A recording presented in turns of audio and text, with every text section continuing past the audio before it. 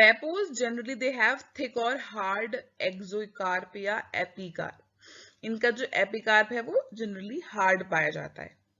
ठीक है. They have a रिसेप्टिकल that partially और कंप्लीटली एनक्लोजेस द ओवरी. यहाँ पर जो थैलेमस है वो ओवरी को कवर करता है. ठीक. एग्जाम्पल है इसके पम्पकिन्स, कुकुम्बर्स, है ना, स्क्वैशेस, वाटरमेलन्स, ये पेपो के एग्जाम्पल हैं.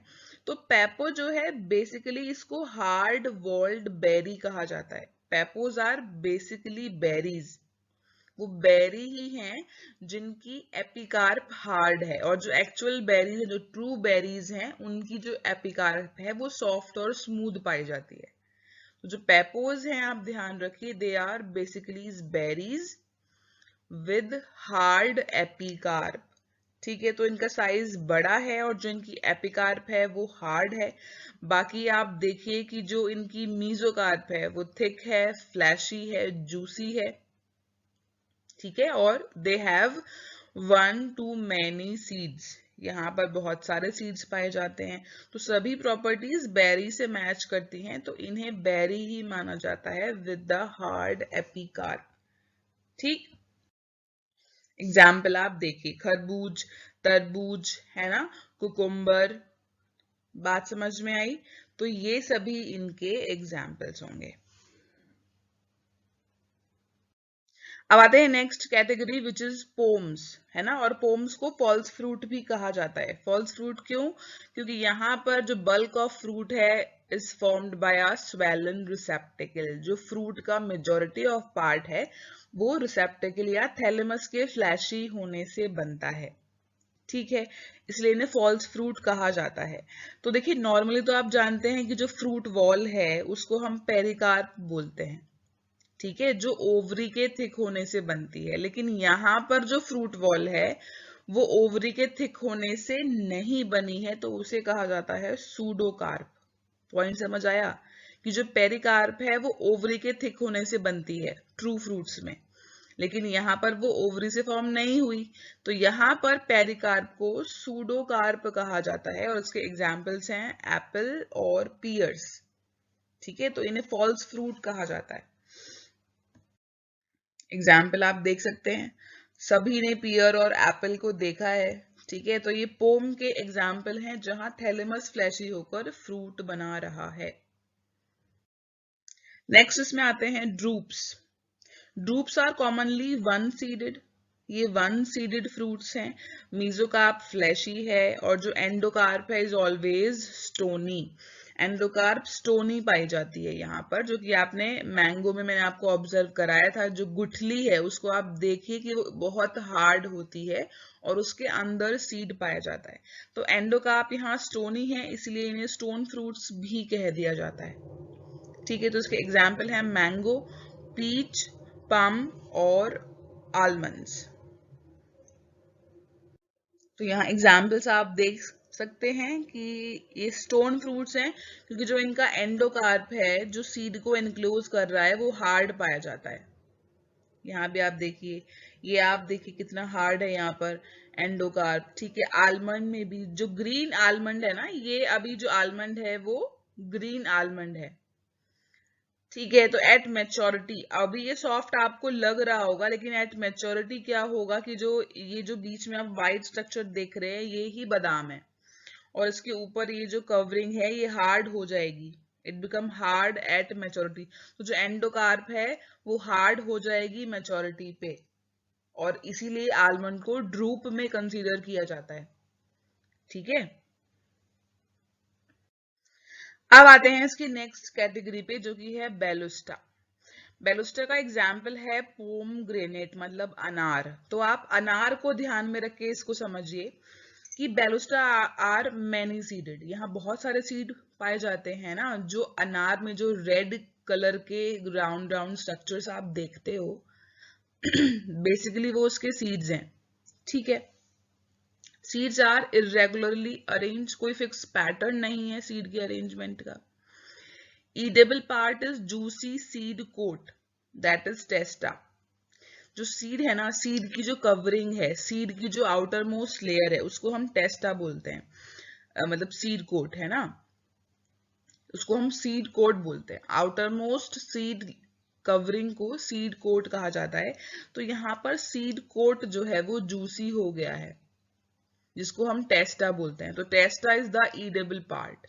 तो यहाँ पर सीड का सीड कोट जो कि जूसी है, थिक है, फ्लैशी है, वो खाया जाता है। ठीक है। तो अगर हम अनार का एपिकार्प देखें या एक्सोकार्प देखें बाहर की लेयर, तो वो हार्ड है। ठीक है। मीजोकार्प आप देखिए, जब आप अनार छीलते हैं तो उसके अंदर जो येलोइश थिक पोर्शन पाया जाता है ना, येलो येलो थिक पोर्शन पाया जाता है, जो जो ना बहुत सारे चैम्बर्स बनाता है ना, अलग अलग पार्टीशंस बनाता है इरेगुलरली, उसे कहा जाता है मीजोकार्प। और एंडोकार्प वो है जो आपको थिन पेपर जैसी कुछ कवरिंग दिखाई देती हैं, जो चेम्बर्स को एक्चुअली डिवाइड करती हैं, है ना। जो थिन पेपरी स्ट्रक्चर आप देखते हो वो एंडोकार्प है, और एंडोकार्प के अंदर आपको बहुत सारे सीड्स एक साथ अटैच दिखते हैं, जिनका सीड कोट जूसी है। इसको आप डायग्राम में देखो। तो ये आउटर कवरिंग जो है, जो हार्ड है, this covering, this is epicarp. ठीक है। अब इसके अंदर ये जो आप येलो येलो पार्ट देखते हो, दिस थिक येलो पोर्शन, ये है मीजोकार्प।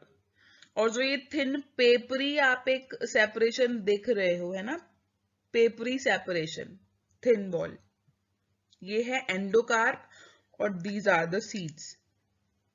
तो ये आप सीड्स देख रहे हो। तो सीड का जो सीड कोट है, जो सीड की कवरिंग थी, वो फ्लैशी हो गई है और वो ही खाई जाती है। तो this is the balausta type of fleshy fruit. चलिए अब आते हैं last category of fleshy fruit, जो है एम्फीसार्का। एम्फीसार्का में जो एपिकार्प है, it become stony and hard, है ना। इसका एग्जाम्पल है वुड एप्पल, बेलपत्र। ठीक है। तो फ्लैशी फ्रूट्स के बाद अब बात कर लेते हैं ड्राई फ्रूट्स की। Fruits in which the pericarp become dry at maturity but differentiated into epicarp, mesocarp and endocarp. ये जो फ्रूट्स हैं, इनमें जो पेरिकार्प है वो ड्राई है। जब ये मेच्योर हो जाएंगे तो पेरिकार्प ड्राई रहेगी, but it will be differentiated into the 3 layers epicarp, mesocarp and endocarp. अब ड्राई फ्रूट्स को फर्दर 3 मेजर कैटेगरीज में डिवाइड किया गया है, जो है डाइसेंट फ्रूट, इंडाइसेंट फ्रूट्स और साइजोकार्पिक फ्रूट्स।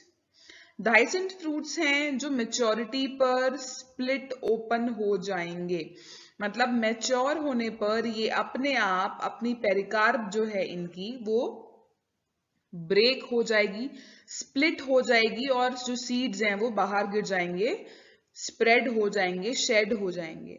ठीक है। डाइसेंट फ्रूट्स हैं, वहां पर पेरिकार्प स्प्लिट हो जाती है, ब्रेक ओपन हो जाती है एट मैच्योरिटी।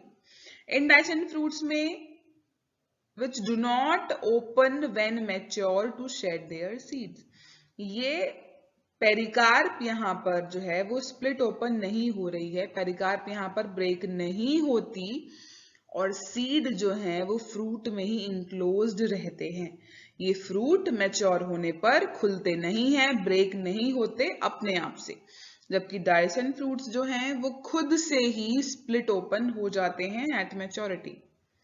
साइजोकार्पिक फ्रूट्स जो हैं, थर्ड कैटेगरी जो है यहाँ पर, ये वो फ्रूट हैं जहां पर मैच्योर होने के बाद जो फ्रूट है वो 1 सीडेड यूनिट्स में टूट जाता है। मान लीजिए उस सीड में उस फ्रूट में 5 सीड्स हैं, ठीक है, 5 सीड्स आर देयर। तो मैच्योर होने पर वो जो फल है वो 5 भागों में टूट जाएगा। ठीक है, बात समझ आई। साइजोकार्प जो है वो at maturity 1 seeded separate units में ब्रेक हो जाता है, और उन यूनिट्स को बोलते हैं मेरिकार्प्स। ठीक, जैसा कि मैंने आपको भी एग्जांपल दिया कि अगर उस फ्रूट में 5 सीड्स हैं तो वो 5 यूनिट्स में टूट जाएगा, तो वहां पर 5 मेरिकार्प्स बन रहे हैं। Each single seeded unit is known as pericarp. ठीक है। Each of which appears to be a distinct fruit, और आपको देखने में ऐसा लगेगा कि ये अलग अलग फ्रूट्स हैं, पर एक्चुअली में वो मेरिकार्प्स होंगे। ठीक, तो अब इन तीनों कैटेगरीज को हम वन बाय वन डिटेल में स्टडी करते हैं। चलिए ड्राई डाइसेंट फ्रूट्स पे आते हैं।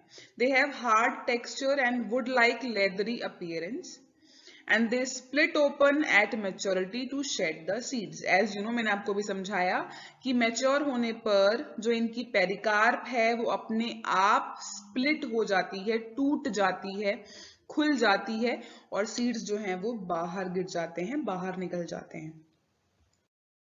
तो इस कैटेगरी में पहला एग्जाम्पल आता है, पहला type of dry dehiscent fruit में आता है follicles. They developed from the single carpel. ठीक है, डाइसेंस अकर बाय 1/2 और 1 सिच्योर, दैट इज वेंट्रल सिच्योर।